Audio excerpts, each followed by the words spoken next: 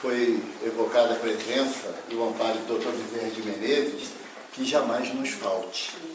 Porque a gente sempre precisa do amparo dos bons amigos espirituais, que na maioria das vezes nos carregam, sem que nós percebamos. Ainda estamos naquela fase daquela poesia de pegadas na areia, aonde achamos no nosso egoísmo, no nosso orgulho, que somos nossos passos que estão marcados na areia, quando na realidade a gente sabe que se não fosse a mão amorosa de Jesus, o amparo de Maria de Nazaré e esses mentores espirituais que sempre nos insuflam ao bem, certamente a areia não teria pegada nenhuma, porque teriam marcas de rastejamento, que é o que nós estaríamos fazendo. O nosso objetivo hoje é dar continuidade ao estudo do Evangelho, e eu costumo dizer que o Evangelho, ele é tal qual, sabe, Marquinhos, aquele oásis num deserto abrasador. E ao longe você vê a copa de algumas palmeiras e pressente que ali tem água. E quando você chega, é o Evangelho segundo o Espiritismo que está aberto para nos dessedentar. Porque a cada dia que você lê, eu até faço uma brincadeira, que eu acho que o meu livro, o meu Evangelho, que eu tenho em casa, ele, de vez em quando os espíritos vão lá e escrevem palavras novas. Porque eu leio, mas não estava esse escrito aqui. Como é que apareceu agora? Mas na semana passada o nosso irmão Paulo falou sobre mundos de prova e expiação. E interessante que Santo Agostinho já começa falando assim, o que dizer sobre o mundo de prova e expiação que você já não sabe, que nós já não sabemos. Nós estamos num plano de prova e expiação, até pela insistência do nosso orgulho, da nossa vaidade e do nosso egoísmo.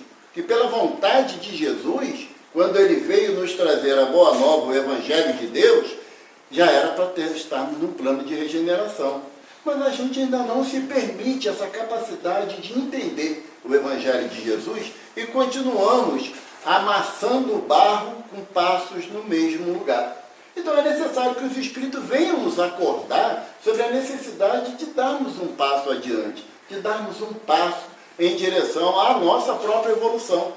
Quando ele fala no início, Santo Agostinho, de mundos regeneradores, ele nos conclama a olhar para o céu. Não precisa fazer grandes viagens mentais, grandes tiradas filosóficas, não. Olha para o céu, numa noite, sem a luz artificial, não é? Você olha para o céu e vê aqueles pontinhos luminosos, e seria um tremendo desmerecimento nosso em relação a Deus se achássemos que são apenas pontinhos brilhantes no universo que servem para alegrar os nossos olhos. Ou então, antigamente, hoje nem tanto, mas antigamente, quando olhávamos para o céu, víamos as estrelas e a lua era motivo para a gente envolver a pessoa amada naquela visão amorosa do espaço. Hoje em dia, a garotada não olha muito para o céu, não. Olha mais para o WhatsApp, lá no computador, né? E nós estamos indo no mesmo caminho, que a gente também não desgruda do bendito Zap, que nem fala um amigo meu. Mas essa visão, ao olharmos para o espaço, e hoje a ciência nos traz informações que a gente tem que considerar. Que, por exemplo, a ciência nos informa que na nossa galáxia, na Via Láctea, existem cerca de 200 bilhões de estrelas. Se nós formos nos basear pelo nosso Sol, que tem 8 planetas que giram na sua órbita, se cada estrela tiver pelo menos 8 planetas, seria um número incalculável de planetas na nossa galáxia. Mas o assombro não para por aí, porque a ciência fala que num verso conhecido, chamado que nós chamamos de universo, existem aproximadamente 100 bilhões de galáxias. Aí a multiplicação começa a ficar um número estratosférico que a gente não vai guardar na cabecinha porque não tem utilidade. Então, quando Jesus fala, lá em Mateus, que na casa do Pai há muitas moradas, não é promessa vã. Não é querer engambelar espíritos ainda na infância espiritual que nem nós nos encontramos, de que, olha só, tem alguma coisa lá, mas você não sabe o que é mistério de Deus, aquilo não convém conversar com vocês não vão entender. Não. Jesus nos propõe a avançarmos mentalmente na nossa evolução para entendermos que Deus, e ele afirma isso, o Pai trabalha e eu também trabalho. É o que Jesus nos afirma. Então, se nós vivemos num universo conhecido de cerca de 100 bilhões de galáxias, cada uma girando em torno de 200 bilhões de estrelas, então começamos a encontrar determinadas contas que a gente vai ficar meio doidinho da cabeça. Emmanuel vem em nosso socorro, no Caminho da Luz. Emmanuel relata para a gente que os sistemas, está escrito assim, literalmente, os sistemas solares aonde Jesus fez a sua evolução já não existe mais. Aí eu parei para pensar, Marco. A ciência diz para a gente que a vida útil aproximada de uma estrela é de 12 a 15 bilhões de anos. Então, se os sistemas solares, quer dizer, não foi um. Aí, para facilitar a minha ignorância, eu coloquei que foram 3 sistemas solares que Jesus fez a sua evolução. Se foram 3, daí aproximadamente aí 30 bilhões de anos. Para o espírito sair da condição de homem de Neandertal, sai de Evaldo até espírito puro, anjo, que nem o nosso anjo Ismael, que norteia o destino do nosso Brasil, o espírito leva, em média, 30 bilhões de anos. Porque quando ele chega a anjo, o que acontece? Ele recebe um WhatsApp divino. Tem uma nova proposta, porque a coisa já evoluiu lá, né? A gente não acha que é só aqui, não. Lá já está mais adiantada, né? Há uma mensagem que o Chico diz que no plano espiritual, a comunicação dele com os eletrônicos é via mental, ele não precisa digitar. Para ver como a gente ainda está atrasado nessa história, né? O Chico fala que ele pensa, a mensagem aparece na tela do que a gente chama notebook. Ele dá outro nome lá que a gente não vai entender. Então, para o espírito sair de Neandertal até um espírito puro, como a Cordé fala para a gente na Revista Espírita, em 1868, ele leva em média, pode levar em média 30 bilhões de anos. Recebeu o WhatsApp que tem uma nova empreitada, que agora sai de espírito puro para espírito crístico. Que aí é a coisa mais fácil, uma coisa de torno de 15 bilhões de anos, sai de espírito puro, de anjo a Cristo. Então, logo podemos entender que para sair de Neandertal até Cristo, aproximadamente no nosso contar 45 bilhões de anos, dá para nós compreendermos o que é o universo? Não.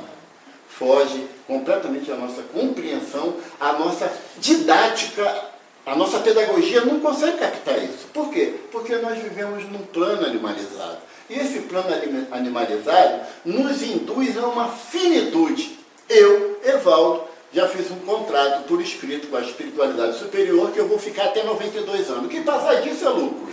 Até 92 já está registrado em cartório, está tudo certinho, né? Carimbado lá pelos mentores que norteiam a minha existência, já há vários milênios. Até 92 anos, mas até 92 anos, uma hora eu vou ter que partir. Então, essa ideia de partida não é de perda. Perdi meu pai. Aí a gente pergunta, aonde? Já procurou direitinho? Não, ele morreu. Mas morreu? O espírito ainda fala assim, meu filho. Né? Meu pai morreu, a minha mãe morreu, meu filho morreu. Nós temos que mudar a nossa nomenclatura. Kardec já nos ensina isso lá desde 1857. Então, quando nós voltarmos para o plano espiritual, que não parte, você volta para o plano espiritual, nós já temos o conhecimento pleno de que não existe essa finitude que nós nos habituamos a ter. Então, quando nós chegarmos de volta ao plano espiritual, nova romagem se dará para o espírito milenar que nós somos. Porque é interessante que o espírito fala assim, tem um relógio lá, Marquinhos. Eu já ia falar, Marquinhos, minha vida, senão eu vou até 11 horas da noite. O espírita, ele sabe da lei de reencarnação, não sabe? Nós sofremos a ação da lei de reencarnação, mas muitos de nós achamos que a lei de reencarnação só nos atinge a partir dessa existência em diante. Não, na próxima existência eu quero vir assim assado.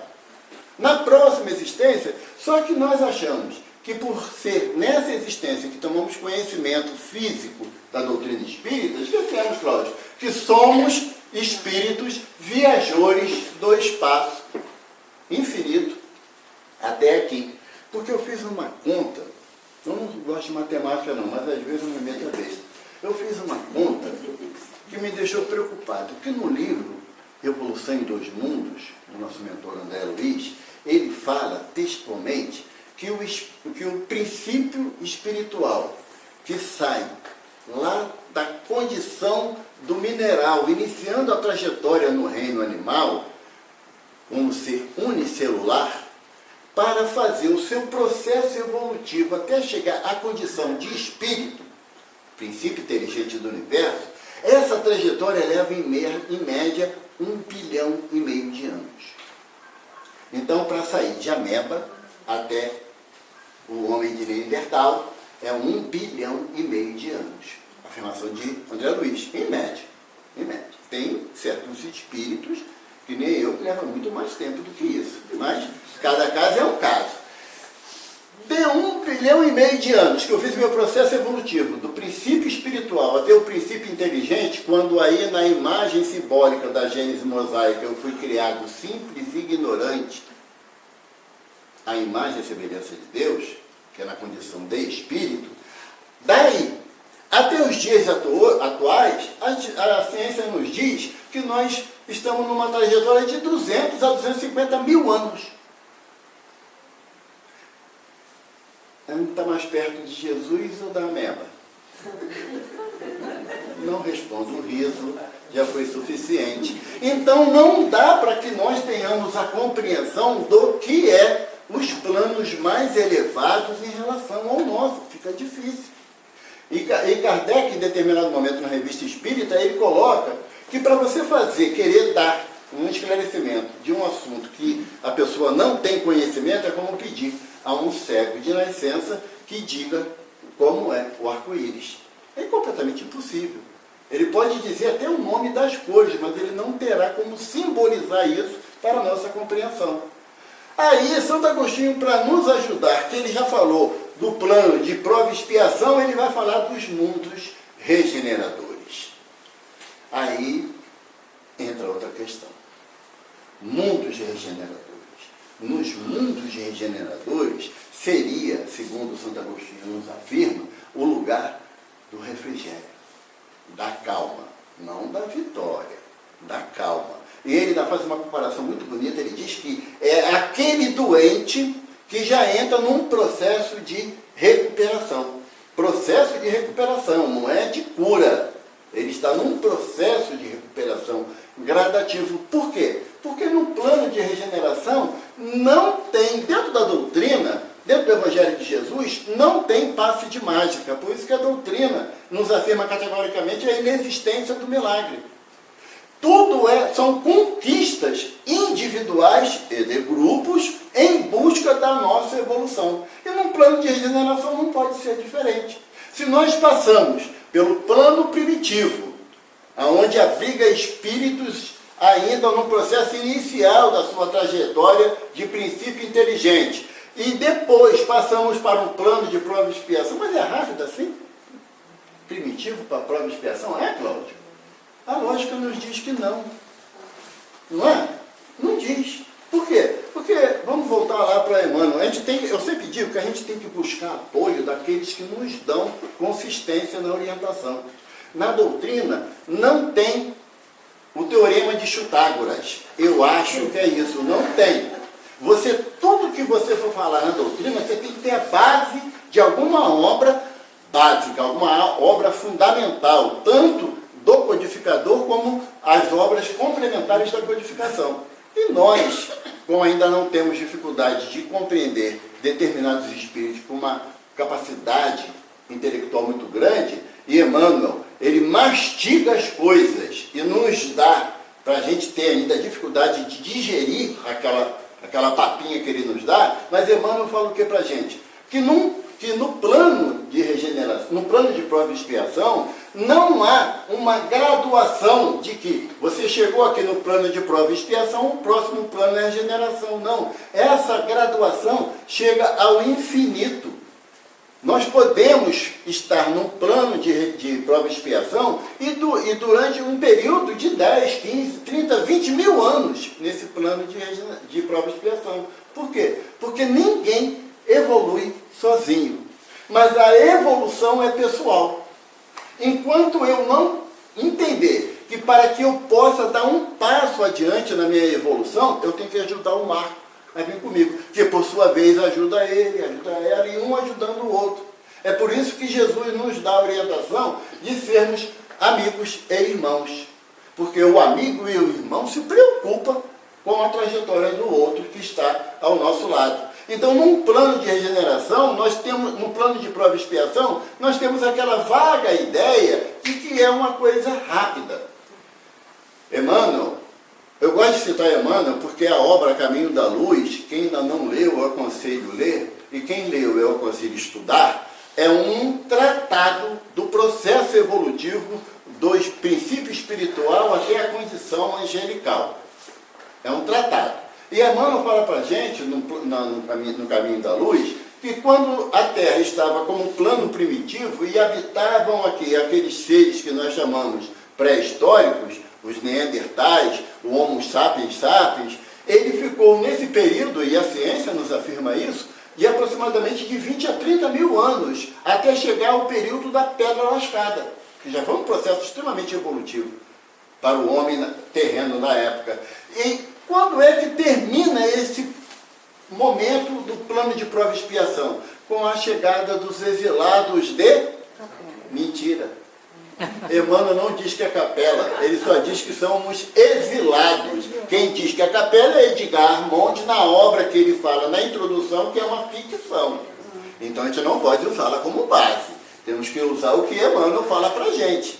E Emmanuel fala que sofremos um processo de exílio tantas quantas vezes forem necessárias. Mas ele não determina de qual local, até por caridade. Certo? O Edgar Armond, nessa obra dele, de ficção, e ele diz, na introdução do livro, eu gosto da honestidade dele por causa disso, ele diz que, primeiro, é uma obra de ficção, e ele se baseou em muitas anotações do Caminho da Luz, para poder fazer esse livro. E tradições hindus, lá do Oriente. Agora, por isso que eu falei que não é, a afirmação de Emmanuel não é dizendo que somos exilados de capela, porque o caso é mais grave, Marquinhos. É mais grave. Porque,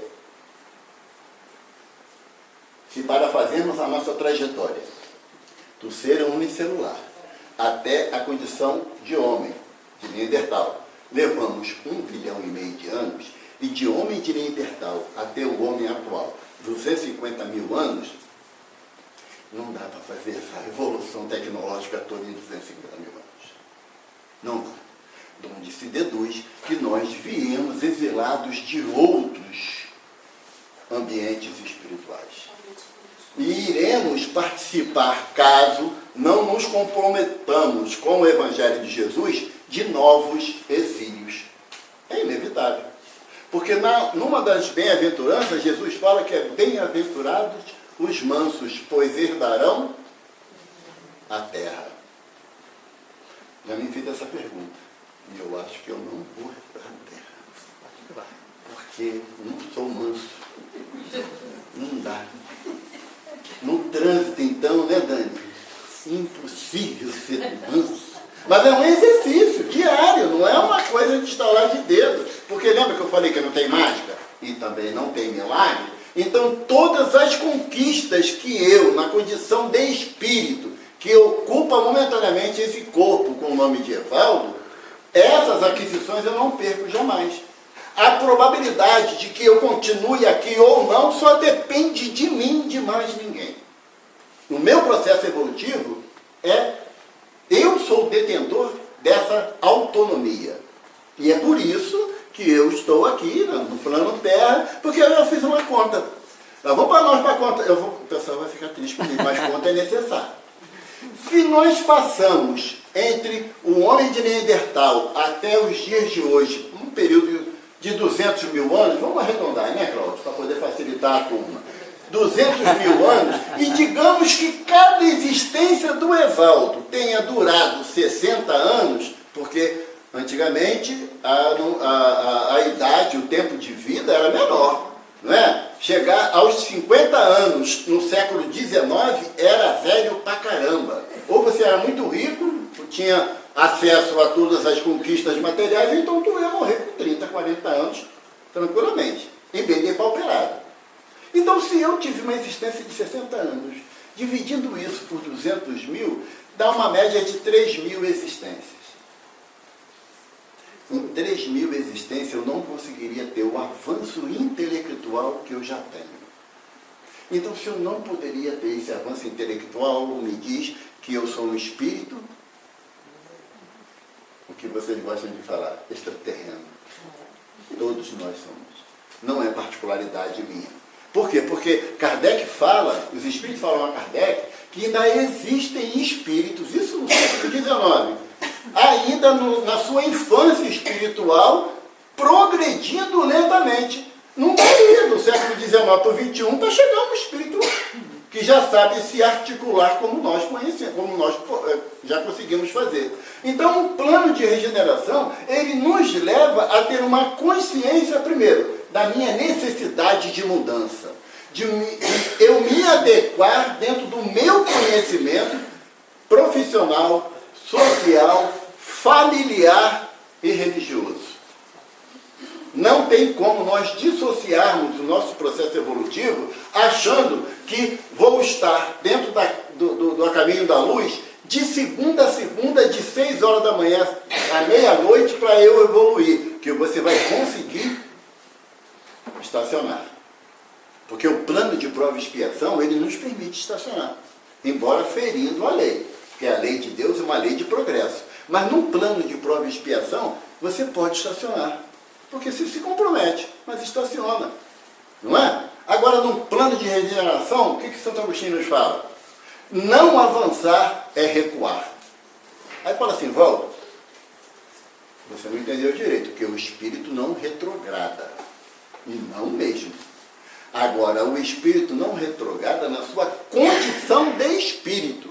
Se eu não avançar no plano de regeneração, eu recuarei no meu propósito de evolução, de consciência, acerca daquilo que o Evangelho me traz, acerca daquilo que a própria sociedade me induz a ser melhor a cada dia.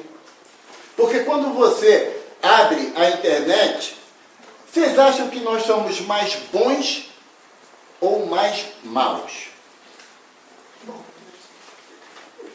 A dúvida é tanta que só uma responde. Mas eu vou ajudar. Eu vou ajudar. Eu quero que vocês pensem em 5 pessoas, não precisa falar não, porque de repente uma sou eu, vai ficar chato. Em 5 pessoas que vocês odeiam. 5. Pensaram? Não precisa dizer. Um coração bom, ali, não tem ninguém. Eu ainda vou chegar a esse estágio. Agora pense em 20 pessoas que vocês amem. 20 é pouco, não é? Então nós somos bons ou maus. A nossa tendência já é para o bem. Mas só que a nossa evolução não é feita de tendência, é feita de ação. À medida que nós formos evoluindo moralmente, nós começaremos a agir de acordo com a nossa evolução. Mas no plano de regeneração, o bem predomina, mas não está ausente a condição do mal. E eu, estudando o tema, eu idealizei um parâmetro de plano de regeneração. E sabe qual foi o parâmetro que eu arrumei? Nosso lar. Por que nosso lar? Porque é uma colônia espiritual que está acima da região umbralina, né? Como o Chico nos fala, como o André Luiz afirma, a doutora Marlene numa obra chamada O Eterno Recomeço, ela detalha o livro Nosso Lar para o nosso entendimento melhor. Por que Nosso Lar? Porque Lísias fala para o André Luiz, quando ele ainda está na condição de enfermo, de acolhido em Nosso Lar, e ele vai para ouvir a primeira vez a prece do governador, às 18 horas, aí ele começa a ver que as pessoas têm um padrão de comportamento muito linear, muito similar.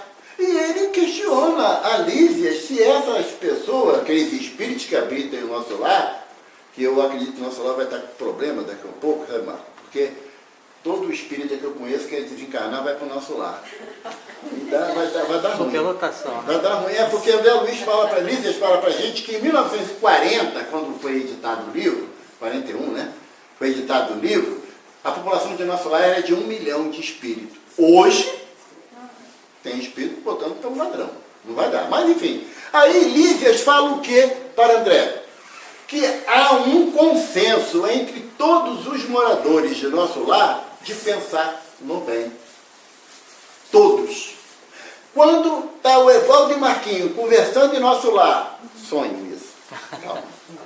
E o Evaldo começa a pensar em coisas ruins ou tristes, o que seria o normal da gente? Ah, já está pensando besteira. Não consegue manter o equilíbrio da vibração dele. Só o Evaldo não tem jeito. Aí, ao invés de apontar o defeito do Evaldo, o que os habitantes do nosso lar fazem? Me abraçam e entram em oração junto comigo, para que eu reequilibre as minhas vibrações. Então, um plano de regeneração tem essa finalidade, nos equilibrar nas nossas emoções, para que possamos, pensando no bem, iniciar o processo de ação no bem. Porque hoje nós precisamos de algumas atitudes que induzam os outros que estamos pensando no bem. O bazar é um. Porque seria necessário eu ser convocado a fazer uma vistoria no meu armário para doar aquilo que não tem mais utilidade para mim? Não seria uma coisa natural? Não é? Eu entendo que as mulheres, elas têm uns parentescos muito próximos com as centopeias. É uma infinidade de par de sapato. Eu entendo, não tem problema. Né? Mas vai usar tudo ao mesmo tempo? Não. Os homens, os rapazes, adoram o atletismo só pelo tênis, não pelo exercício. Então quer ter 2, 3, 4 pares de tênis. Não é? Então nós temos que ser induzidos ainda à prática do bem, porque ainda não faz parte do nosso íntimo, do nosso coração, a preocupação com o semelhante. Então nos reunimos numa casa espírita ou em qualquer agremiação religiosa e nos conclamamos a fazer a grande caridade, que é dar aquilo que não me serve mais para a doação. E, no entanto, Jesus nos fala do óbolo da viúva, lembra dessa parábola? Né? O óbolo da viúva, que ela alcançou assim o despertar da atenção de Jesus, porque ela deu aquilo que lhe era necessário, e não aquilo que lhe sobrava. Temos também a parábola também do rico e de Lázaro. Então, nós temos vários exemplos dentro do Evangelho nos induzindo à prática do bem para que nós saiamos num plano de prova e expiação para um plano de regeneração. Não é nenhuma proposta absurda, porque Jesus veio nos trazer, e sabe qual foi o grande diferencial de Jesus em relação aos 18 profetas que o antecedeu em Jerusalém? O grande diferencial, Jonas, um dos profetas que é levado a Nínive, vocês conhecem essa história? Que Jonas, na Bíblia está que ele foi engolido por um peixe grande, né? E falaram que era baleia. Mas ele nem foi engolido, nem foi peixe grande, nem foi baleia. Aquilo era uma simbologia de mostrar que quando a gente está tão envolto no nosso orgulho e no nosso egoísmo, não vemos nada ao nosso redor. E Jonas foi levado lá para Nínive, chegou lá, ele foi falar com o rei daquela cidade, que